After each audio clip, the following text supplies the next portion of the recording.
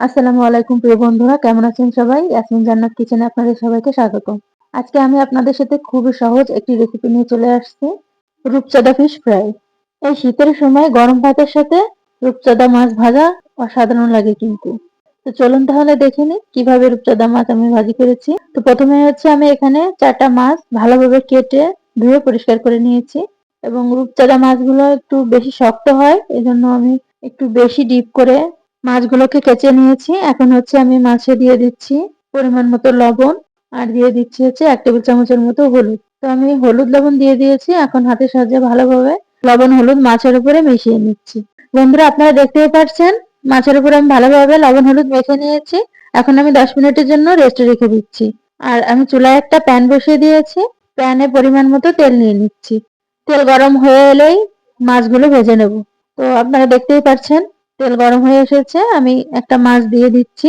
আর মাছগুলো ভাজার সময় অবশ্যই চুলার আঁচটা একটু মিডিয়াম করে নিতে হবে, তাহলে মাছটা ভালোভাবে ভেজে নেওয়া যাবে। তো আপনারা দেখতেই পাচ্ছেন আমার মাছের এক পাশ ভেজে নেওয়া হয়ে গিয়েছে। এখন আমি মাছটাকে উল্টিয়ে দিচ্ছি।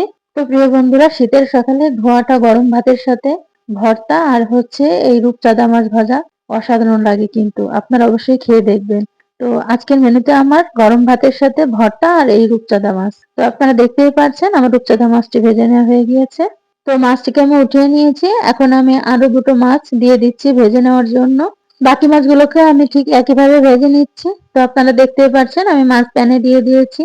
তো আপনারা দেখতেই পাচ্ছেন মাছের এক পাশ ভাজা হয়ে গিয়েছে। আমি মাছগুলোকে উল্টিয়ে দিচ্ছি। আর কিছু সময় আমি মাছগুলোকে কয়েকবার উল্টিয়ে পাল্টিয়ে ভেজে নিয়েছি। এখন আমি মাছগুলোকে তুলে নিচ্ছি। তো আপনারা দেখতেই পাচ্ছেন আমি রূপচাঁদা মাছগুলোকে খুব কড়া করে ভেজে নিয়েছি। আর আমি আগে থেকে পেঁয়াজ মরিচ ভেজে রেখে দিয়েছিলাম। এখন আমি ভাজা পেঁয়াজ মরিচ গুলো মাছের উপর দিয়ে দিচ্ছি। তো আপনারা দেখতেই পাচ্ছেন রূপচাঁদা মাছ ফ্রাই করার পর কত সুন্দর লাগছে। তো প্রিয় দর্শক, আশা করি আমার এই রূপচাঁদা মাছ ভাজা রেসিপিটি আপনাদের খুবই ভালো লাগবে। আর আমার এই রেসিপিটি যদি আপনাদের ভালো লেগে থাকে তাহলে আমার ভিডিওটিকে লাইক কমেন্ট এবং শেয়ার করে দেবেন। আর আমার চ্যানেলটিকে অবশ্যই সাবস্ক্রাইব করবেন। আল্লাহ হাফেজ।